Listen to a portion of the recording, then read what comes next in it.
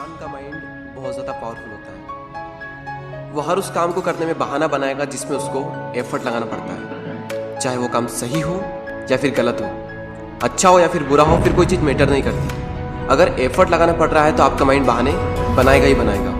पढ़ने में एफर्ट लगाना पड़ता है, इसलिए माइंड हमारे सामने बहाने की पूरी लिस्ट रख देता है कि सुबह जल्दी उठकर इसलिए नहीं पढ़ सकता क्योंकि रात को लेट सोए थे। तो क्यों सोए थे? किसने कहा था रात को लेट सोने के लिए?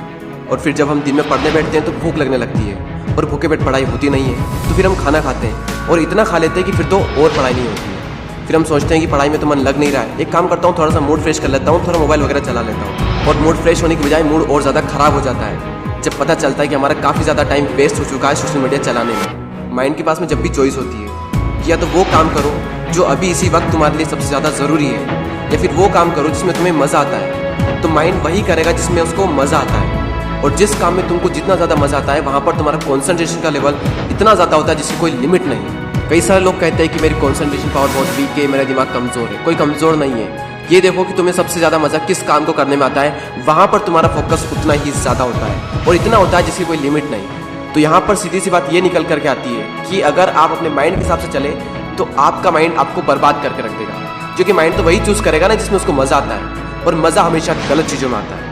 आप ही कैसे कुछ फ्रेंड्स होंगे जिनमें से कुछ तो बहुत आगे निकल जाएंगे और कुछ लोग जहाँ पर है वहीं रह जाएंगे। लेकिन आज तो आप सब सेम लेवल पर हो, तो क्या वजह है जिसकी वजह से कुछ तो बहुत आगे निकल जाएंगे और कुछ लोग जहाँ पर है वहीं रह जाएंगे?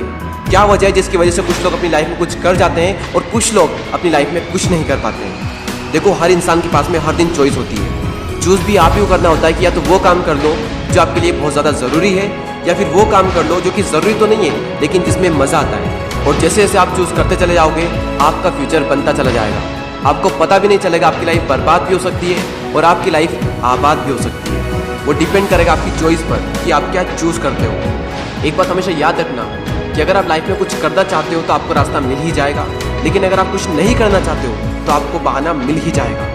और अगर बहाने बनाने लग गए तो जहाँ पर वहीं रह जाओगे, कुछ नहीं कर पाओगे अपनी लाइफ में। इसलिए बहाने मत बनाओ। एक दिन में तुम जितना काम कर सकते हो उतना काम कर डालो। अपने आप को ये बात समझाओ कि मैं उन चीज़ों से इतना दूर भाग रहा हूँ जिस पे मेरा पूरा का पूरा फ्यूचर डिपेंड करता है, और मैं भाग क्यों रहा हूँ सिर्फ मेंटल पेन से बचने के लिए, जबकि ये बात तो मुझे पहले से ही पता है कि बिना संघर्ष के इंसान मजबूत नहीं बन सकता। अगर सूरज की तरह चमकना है तो उसकी तरह जलना भी होगा, उसकी तरह तपना भी होगा। अपने आप से कहो कि मैं तैयार हूँ हर वो काम करने के लिए जो अभी मेरे लिए सबसे ज़्यादा ज़रूरी है। अब उस काम को करने में कितना भी एफर्ट क्यों ना लगाना पड़े, कितना भी दर्द क्यों ना हो, मैं तैयार हूँ उस काम को करने के लिए। शुरुआत में भले ही थोड़ा दर्द होगा लेकिन बाद में आपको ही मज़ा आएगा। तो एक दिन में तुम जितना काम कर सकते हो उतना काम कर डालो। और जब हमारे पास में चॉइस होती है कुछ करने की, तो वो करो जो तुम्हारे लिए सबसे ज़्यादा ज़रूरी है। और जो भी काम तुम करो उसमें जी जान लगा देना और कहो खुद से कि कर्व होगा एक दिन। क्योंकि गौतम बुद्ध ने एक बार कहा था कि हजारों लड़ाइयाँ जीतने से अच्छा है कि खुद पर विजय प्राप्त कर लीजिए।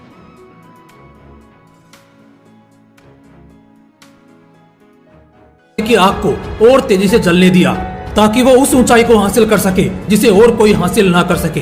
और उसने ये करके भी दिखाया। उसने जीरो से शुरुआत की और कुछ बड़ा करने की चाहत लेके खामोशी के साथ एशिया का सबसे अमीर इंसान बना। दोस्तों, यह शख्सियत है एशिया के रिचेस्ट इंसान, Indian business tycoon Gautam Adani.